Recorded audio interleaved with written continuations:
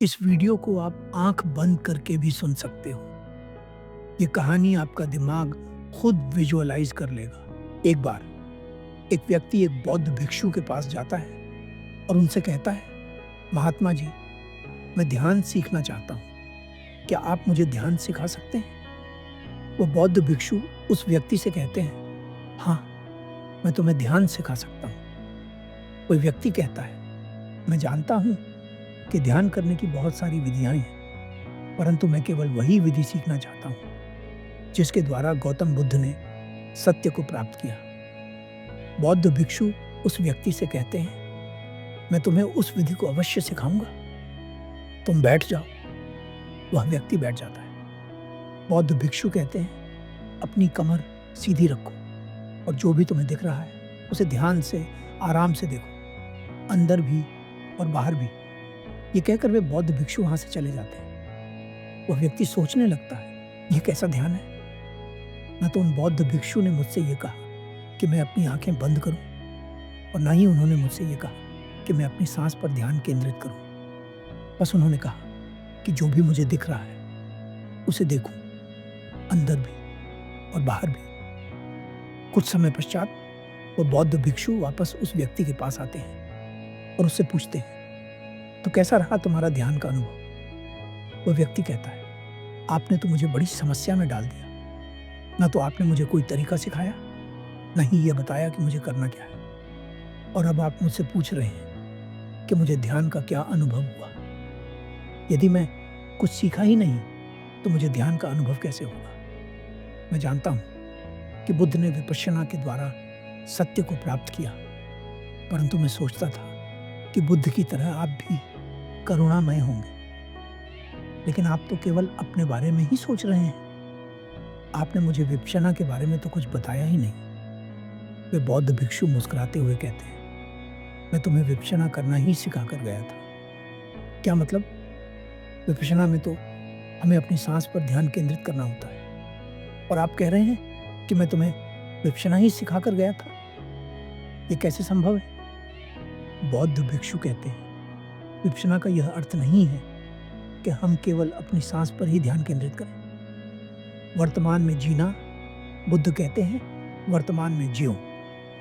वर्तमान के हर एक क्षण को पूरी तरह से जियो। इसलिए बुद्ध ने हमें विपश्यना ध्यान की विधि प्रदान की है। ये बात एकदम सही है कि विपश्यना में हमें अपनी आती जाती सांस पर ध्यान केंद्रित करने के लिए कहा गया है। लेकिन शुरुआत में यह बहुत कठिन होता है, क्योंकि हमें इसकी आदत नहीं होती है। इसलिए शुरुआत में हमें उसी चीज पर ध्यान देना चाहिए जिसे हम पहले से करते आ रहे हैं। यदि तुम शुरुआत में ही अपनी सांस पर ध्यान केंद्रित करने का प्रयास करोगे तो तुम्हारा ध्यान बार बार भटक जाएगा। इससे तुम परेशान हो जाओगे और ध्यान करना ही छोड़ दोगे। इसलिए शुरुआत में जिस चीज पर भी तुम्हारा ध्यान जाए, कोई आवाज हो, कोई विचार हो, कोई दृश्य हो, उसे बस जागरूक होकर देखो, क्योंकि वह भी वर्तमान में ही घट रहा है। इसलिए तुम्हें चिंतित होने की तनिक भी आवश्यकता नहीं है। तुम बस बड़े प्यार से अपने ध्यान को वापस अपनी सांस पर ले आओ। विपश्यना में सांस पर ध्यान केंद्रित करने का कारण यह है कि सांस हमेशा वर्तमान में होती है। हम सांस हमेशा वर्तमान में ही लेते हैं। इसलिए विपश्यना में इसे केंद्र बिंदु बनाया गया है।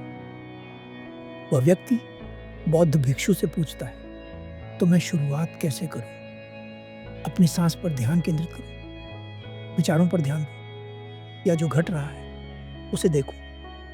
बौद्ध भिक्षु उस व्यक्ति से कहते हैं, शुरुआत तो बस ऐसे करो कि तुम बैठ जाओ। जो भी हो रहा है, जहां भी तुम्हारा ध्यान जा रहा है, उसे वहां जाने दो। यदि तुम्हारा मन करता है कि तुम अपनी सांस पर ध्यान केंद्रित करो तो करो। यदि तुम्हारा ध्यान किसी विचार पर जाता है तो उसे भी देखो।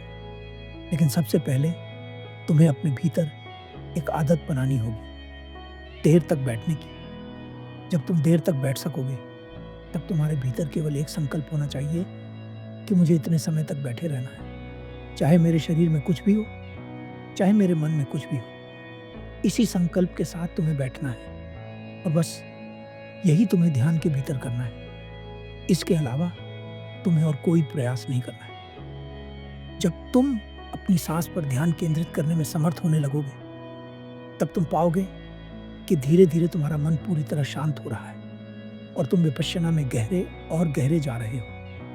इसलिए शुरुआत में यह प्रयास मत करो कि तुम्हें जबरदस्ती अपनी सांस पर ध्यान केंद्रित करना है। तुम बस हर चीज को वैसा देख सको जैसा वह है।